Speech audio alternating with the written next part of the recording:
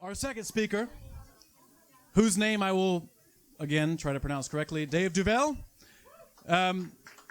is worthy of applause. Yes. Dave, as he is commonly known, which is because it's his first name, is an assistant professor at the Graduate School of Frontier Sciences at the University of Tokyo. Dang. Yes. Shiny. His hobbies and superpowers include, I'm reading what I've got in front of me, general nerdery, sarcasm, and telling biologists why deep learning won't solve their problems. Sorry to most of y'all here. Tonight, Dave is giving us a guided tour of the current genomics landscape. It turns out that what you learned about DNA and genes might not entirely be true after all. Shock. And that understanding the genome is more like playing blindfolded four-dimensional chess rather than stacking Lego bricks. Dave?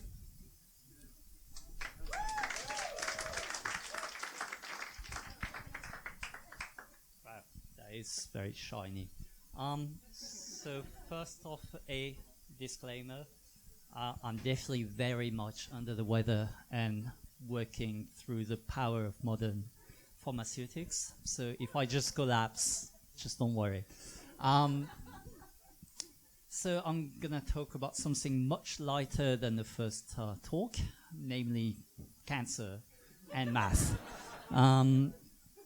So the general idea is to give you some very rough pointers on biology. We're going to go very roughly because there's unfortunately a lot to cover. So if you're a biologist, expect to be appalled by the approximations that I'm going to make.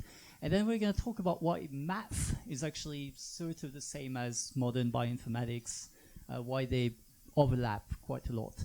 And then we'll try to tie all that together with cancer because it's trendy. So I'm going to talk about how you can cure cancer with math, or at least that's a selling point. Anyway, basically, everything in your body is one of these four things. Obviously, fourth category is fairly vague, but I mean, depending on, for me on a good night, it's pure grain alcohol, but for you it might be different. That being said, it's mostly water, quite a bit of fat, and then proteins, about 25% or so. So protein is essentially how everything in your body works. That's really the important bits. The rest, I mean, water is quite basic. And how is protein made? So protein is essentially how you build everything in your body. Your cells are essentially a bunch of proteins assembled in different ways. And protein themselves are essentially chains of something called amino acids, which are small molecules, and you've probably heard of that. They essentially chain together to make proteins. And guess what? Trivia number one. How many amino acids are there in the human body?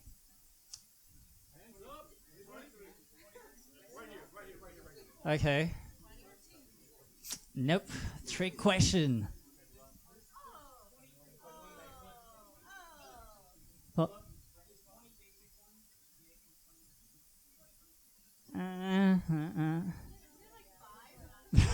Nope. No? My God, you guys are just. Okay, I can't really hear everyone, so you're gonna have to. Either speak up. So. 21. All right, the gentleman over here is right. Whoever say 21, you're correct. And it's kind of a trick question because there are essentially 20, but and these 20 make 99.999% of all proteins. But then there's that one called cysteine that actually exists in about a dozen proteins. So 21. But as you can see, it's usually 20 common amino acids. Anyway, I had to find a trivia question, so that had to do. So onto essentially how DNA works. Probably all of you have kind of heard of that. The idea that you have DNA and then DNA turns into RNA that's then translated into protein. And the whole thing is about the whole 3 letters codons that make amino acid. So that's sort of the basics of genetics that you probably have heard about in high school or whenever you've studied that. And that's what's called the central dogma of molecular biology. And the word dogma here is one of many, many poor wordings that biologists go with. And there's a bit of foreshadowing here. Namely the fact that, oh yeah, by the way, I went a bit crazy with the transitions because that's my one and only chance. You can't really do that at science conferences. So expect a lot of really cool transitions. You have no idea what Keynote has. Crazy. Anyway, the central dogma of molecular biology is essentially the idea that you go from DNA to RNA to peptides, which are essentially proteins. It's chains of amino acid. And the dogma says it's really like left to right and not much interactions back and so on. The truth actually is that you have a bit more than that. Everything doesn't become RNA that becomes proteins. You have what's called non-coding RNA, which used to be called junk RNA. Once again, turns out it's not exactly junk RNA, so they had to rename it. And the thing about all that is that then it basically interacts in every possible directions. So we are not going to go into the details of that, but suffice it to say, it basically makes understanding the relationship between DNA, RNA, proteins very complicated. Anything can regulate pretty much anything. And that's why it's generally complicated to do genomics these days. So actually, what we call a gene is an interesting question because there's no very easy answer. But generally speaking, it's this. A gene is a region of DNA that is gonna go on. No. Let's try back. Yes. A region of DNA that's gonna go on becoming eventually a protein. So essentially, only a very small part of your DNA codes for protein. The rest codes for either nothing that we know of or for other bits that then regulate the way DNA is turned into protein. So when people talk about the gene for something, it's generally that bit. And so when people say the gene for eye color or the gene for skin color or whatever type of gene you're talking about, it's not really a different gene. They're all the same gene. They're all like all individuals, unless they are definitely very badly mutated, share the same gene. What's different is essentially 1 or 2 tiny letters in that gene. And these letters, these small mutations, make the different traits you find between people.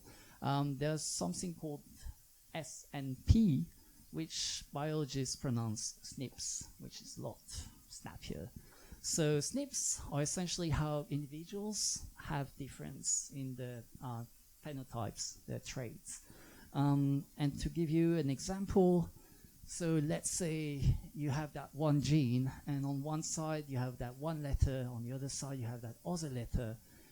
The way it's going to change is that when it gets translated, eventually it will get translated to a chain of amino acid. And because that letter is different, that amino acid is going to be different too. And then that's going to affect the way the protein folds. And the folding of the protein is essentially its function. Based on the shape it has, it will do different things. So by having that one letter different, you're going to get a different protein, or maybe no protein at all, because it will break down the protein. And therefore, you'll have a different function in the body. For example, and that's a real example with some simplification. Blue eyes are a very simple mutation. They're actually one of the few simple mutations. It's one single letter. So that one is a regular version where essentially you do not have blue eyes. So you have normally functional DNA, and it gets translated by something called ribosomes, and then it turns into RNA that then turns into protein. That then goes on to making your eyes brown or black.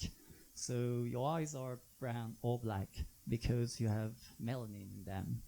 On the other hand, if you have the one letter difference, what happens is that it doesn't really get translated, and instead you don't really get the protein that produces melanin, and then your eyes are blue. It does a few other things, which essentially it helps vitamin D intake, which is why it's a good trait to have if you live way up north, which is the theory of why this gene was selected for Scandinavian people. Anyway, that's for blue eyes. For other things, it's generally a lot more complicated. So all these green rectangles here are genes, and don't even be fooled by how simple that looks. The reality is this is probably very partial, and each of these arrows could mean a lot of different things. So even that graph is a very strong simplification of the actual thing that we probably don't know yet. We haven't quite cracked any pathway, any of these graphs for any serious disease. But the general idea is that something like diabetes, pretty much any very complex disease or part of your function is usually, it does involve dozens, if not hundreds of genes, and they're all interregulating, and some are repressing, some are expressing. It's a complex network, basically. So what we have in terms of DNA and proteins is essentially your DNA is 3 billion letters, more or less in chunks, chromosomes. But at the end of the day, you're looking at this very long string of 3 billion letters that define everything about the way you're going to develop. Then there's environmental factors, but that's, you know, as you've probably heard before, DNA is the blueprint. And about 1.5% of that does become protein. As I said, there's a huge part of DNA that doesn't really turn into protein. It still does things, but we're very unclear on what it does. And that does mean about 20,000 or so genes that become proteins. And then the rest, we really don't know. Quite a few bits we know have a specific function. They regulate, so they will regulate all the genes and decide whether a gene that gets transcribed into a protein or not. Especially in cancer, that actually plays a big role, but we are still very unclear on a lot of that, and that's pretty much where modern genomics is stuck at. So, trivia number 2. So how many in terms of what proportion probably will accept? Do you know how much difference in DNA there are between 2 people? Like any 2 people? Okay, let's do same gender, yes. No, I mean, I'll take either one, really. I'll accept both. Yes, gentleman over here is right. So essentially,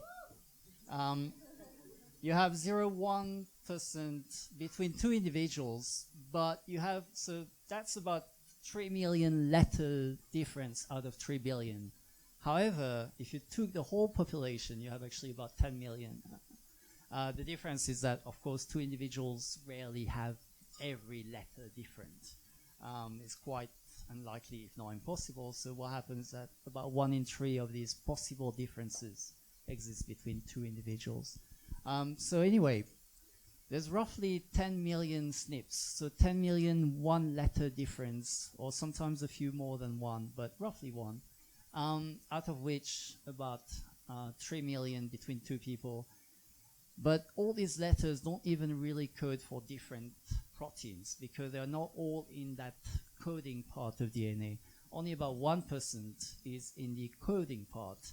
And on top of that, so we didn't get into these details, but you might remember from high school, there's that code for 3 amino acids, you get 1 amino acid in proteins.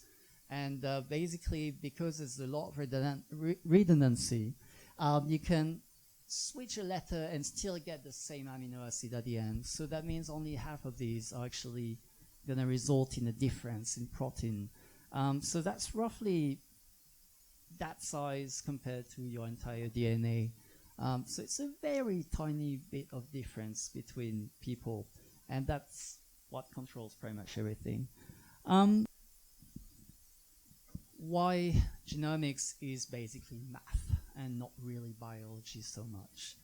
There's about 1,000 reasons and 1,000 subfields of applied mathematics, but we're going to pick 3 in particular. First, noise.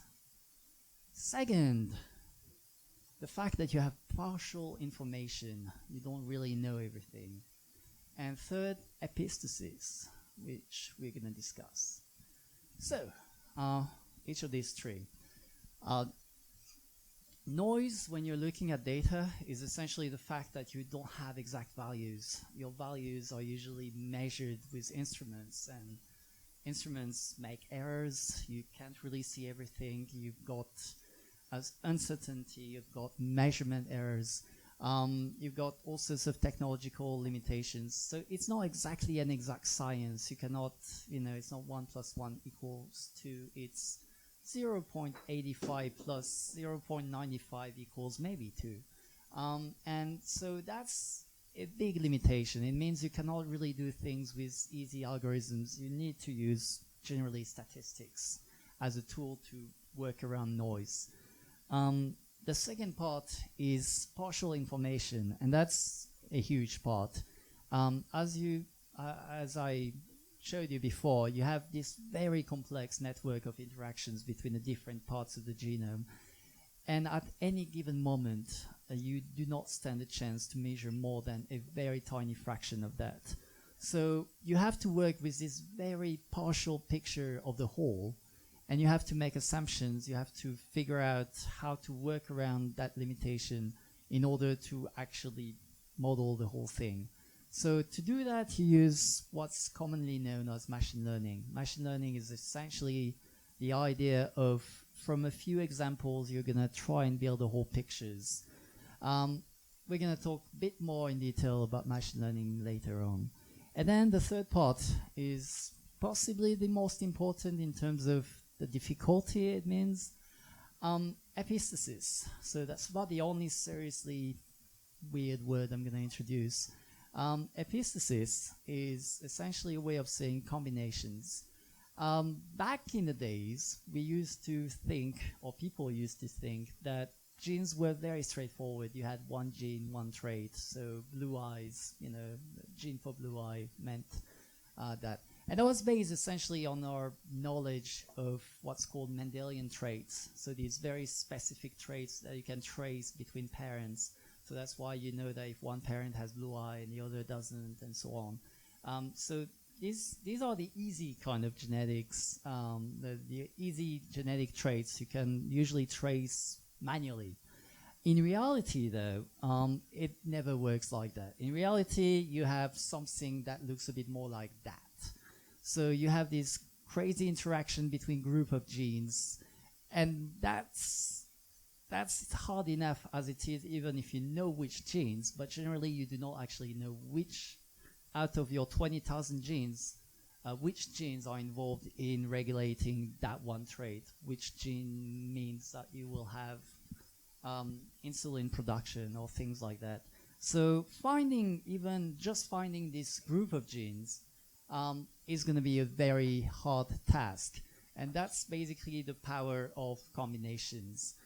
If you have 10,000 genes, and we actually have more like 20,000, but let's say you took 10,000 genes. Out of these, if you're looking for just a pair of genes that does something, you already have quite a large number.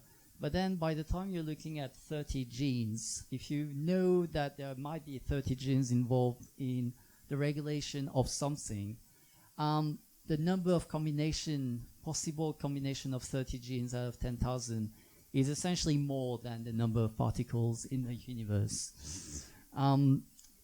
Obviously, you're not going to look at them one by one. So that's where you generally use mathematics quite a lot to, to get a bit faster through your combinations. So here you have it. You have essentially three fairly different subfields of mathematics, applied mathematics and computer science in the mathematics definition of it. They are all very essential to treat genomic data. Okay, so now we're going to talk about what kind of data genomic data is. I'm going to focus on one type of data. There's a lot of different things you can measure, but one of the main things you want to measure is generally RNA. So RNA is that intermediate step between DNA and protein. And it's essentially that messenger thing. It tells you what the cell is doing, what it's producing. So if you find RNA fragments of a certain gene, it tells you that the cell is producing that protein. So it's a way of getting a snapshot of the cell activity at any given time.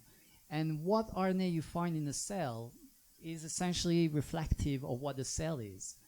Two different cells will have two entirely different landscape of RNA. If you look at a heart cell, a myocyte, and a brain cell, a neuron, you'll find entirely different bits of RNA, because you'll find the RNA that codes for muscle tissue in the heart cell, whereas you'll find a lot of brain-related thing in the neuron one, myelin and other substances. But generally, these are entirely different landscape. And in order to measure that, you essentially you reduce the cells to a fine powder and then get all these little fragments out and then sequence them with big machines are increasingly tiny. And then you get levels. It tells you in your sample that gene's RNA is expressed at this level, whereas this one is at this level, and so on. So it's a sort of a snapshot of the gene activity for the cell. And so from that, basically, for example, you can do these large heat maps that biologists love. And so here, one line is one sample, for example, one patient, and one column is one gene. And the color tells you whether that gene is actually active or inactive. And so right now you can't see much, but let's say we're looking at that for cancer sample. Finally, we're talking about cancer. So these are all cancer samples. So there are tissues taken from either tumor or regular tissues. Blue is cancer, pink is healthy. And on the left, you have basically that snapshot for each sample. And you can even see all the chromosomes up there. So you really have the entire transcribed DNA as a snapshot for each sample. There's probably a few thousand samples. Still not really seeing much. If we try to zoom in by restricting to just a handful of genes, which have been selected because we know they actually have something to do with cancer, so it's been of cheating, but still not seeing much. But if now, there we go. Now, if you actually sort by the type of sample, so here you have the cancer one, here you have the healthy one, you can actually see there's a huge difference between what genes are active in one and what are not in these genes we selected, which conveniently have something to do with cancer. But so that's already kind of a very important idea. It's the idea that by just looking at the RNA makeup, or basically the gene makeup of a sample, you can immediately tell whether it's a cancer cell or not. That being said, being able to tell a cancer cell from a healthy cell is not very hard because it looks pretty unhealthy even just with a microscope. What's more useful, for example, is to be able to tell whether or not your sample will have a recurrence of cancer after treatment or not. Basically, you're trying to tell whether it's a really aggressive form of cancer or whether it's, a hopeful one. So here you got another category where you have the ones that turned out to have recurrence after their first treatment versus one that seemed to be okay. And we are hoping that if we sort that, we'll see differences, but we don't. So typically, the difference between these two is a lot more refined. You have to look at a lot more details than you have to do for just cancer versus non-cancer. But that's a very important question, one of many. But typically, if you can predict that from the sample, then you have a very good indication of the prognosis.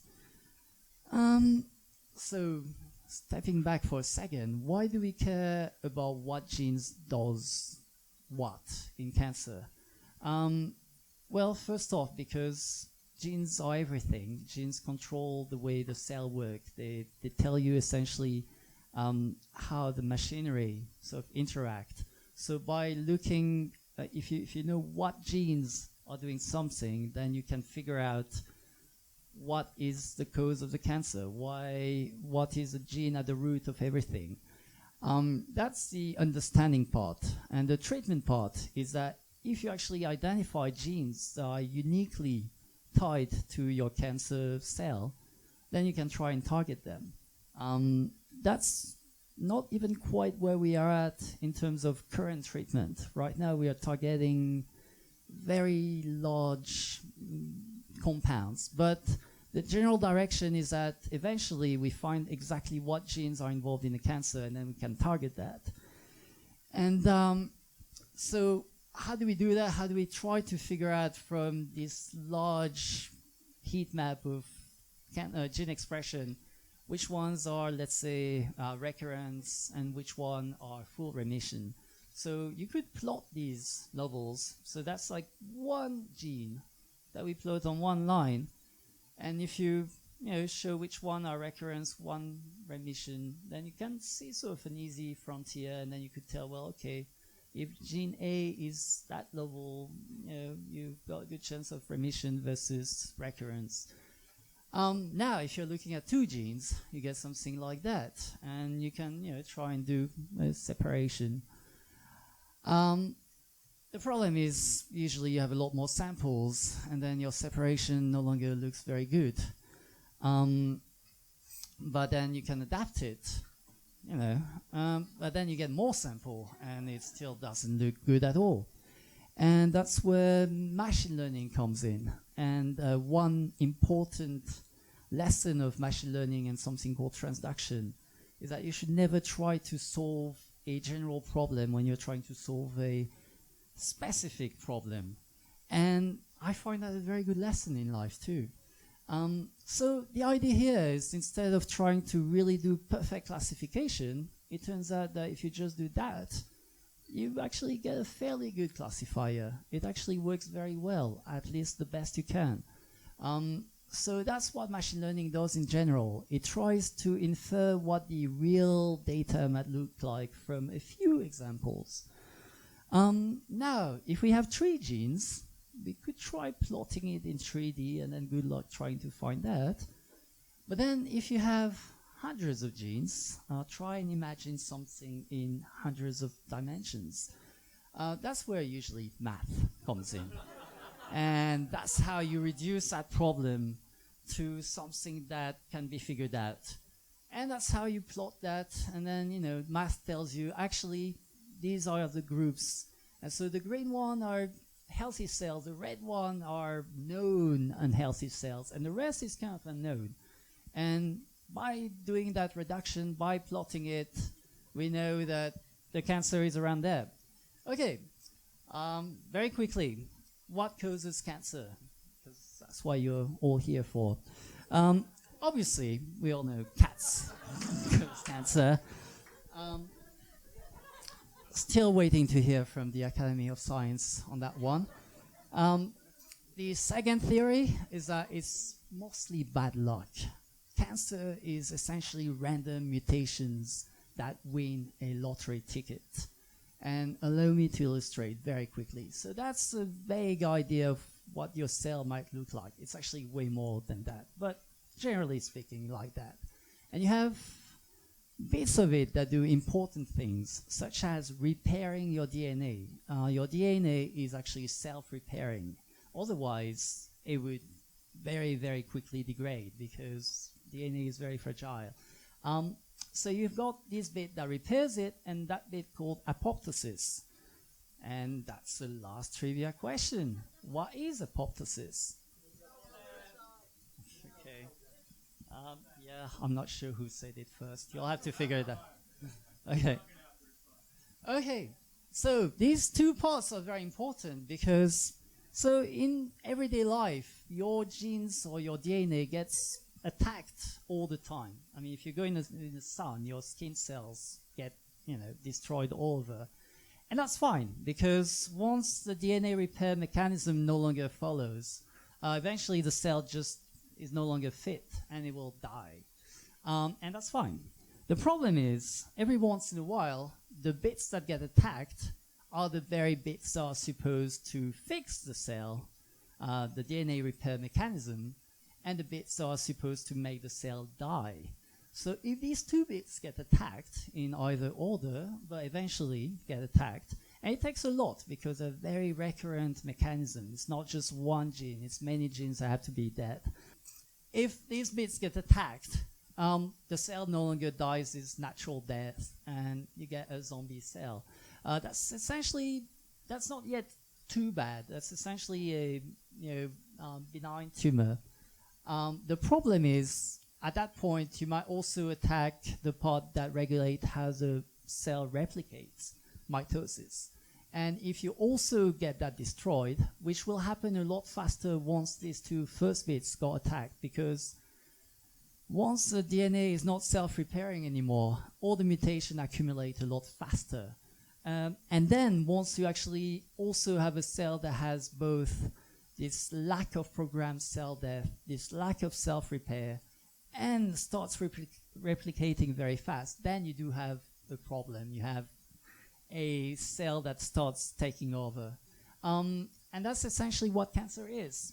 Essentially, it's a few mutations that hit the right spot and then start really peaking up.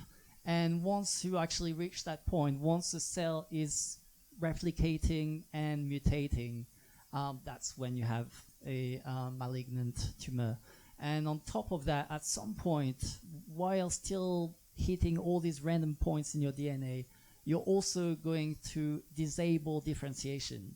So that's part of your DNA. The DNA is what makes one cell belong to one tissue, one heart cell versus one brain cell. And by triggering the right genes on purpose or through cancer, through random mutation, you eventually get what's the equivalent of a stem cell. That's why a lot of people usually talk about cancer being like stem cells, which is a bit dodgy, but the general idea is that at some point, once your cancer cell is no longer differentiated, then it can just start circulating in your entire body, and that's what's called metastasis. So essentially, up to that point, your cancer is limited because it still has to belong to the tissue it belongs to. After that, it can go anywhere, and that's where it gets a lot more difficult to treat. So the future, definitely not quite the present yet, but the future is essentially to find these original cells, because the problem is right now what we do is we look at cells that are generally cells that are generally different, and we try to remove them either surgically or chemically. And we hope that we are removing all the bad cells. But generally, you leave these early mutated cells, which are also the worst one, because they're the ones that have the power to mutate again into another cancer cell. And that's why cancer is very often recurrent. So ideally, you identify the very early cancer cells, the first ones that actually triggered enough mutations to become cancer cells. And then you target them, as I said, by specifically targeting one gene or another gene that is specific to that cancer cell. And so what you want is to identify the lineage of these cells. So this data set, in this one, each line and each dot is one cell. So that's a fairly recent technique. Until now, we couldn't really measure one cell. We had usually a bunch of cells together, averaged and measured as a whole. Nowadays, we can actually measure one cell at a time in a whole tissue. So what we can do now is take a bunch of cells from your tumor and then measure them, and then try to find what the order of the cell is. So obviously you don't have all the cells, you don't have the whole family tree, but using math, you can generally find the relationship that exists between the cells and try to figure out which one came before which one. Generally because the earliest one have less mutations, and also because the RNA landscape looks a bit more normal, less like a crazy cancer cell. So the idea is from that, you want to try to do that kind of stuff. So that's actually what I do. One of the things I do. It's making cell tree out of cell data. So that's for neuroblastoma, which is actually not a real cancer, more like an autoimmune disease. And the interesting thing about neuroblastoma is that, so neuroblastoma is essentially brain cancer. And also mainly kids. So generally kids between 6 months and about 6 or 7 years tend to get neuroblastoma. And the crazy thing about it is that it has a very poor survival rate unless you're one of the lucky people that gets full remission regardless of treatment. So essentially we don't have any good treatment for neuroblastoma, but in about 20-30% of cases, there's just a normal, the body fights it on its own and you get full remission. So obviously there's a difference between the patients that get full remission and the one that don't. And it's not a freak accident, it's something like about 20-30%.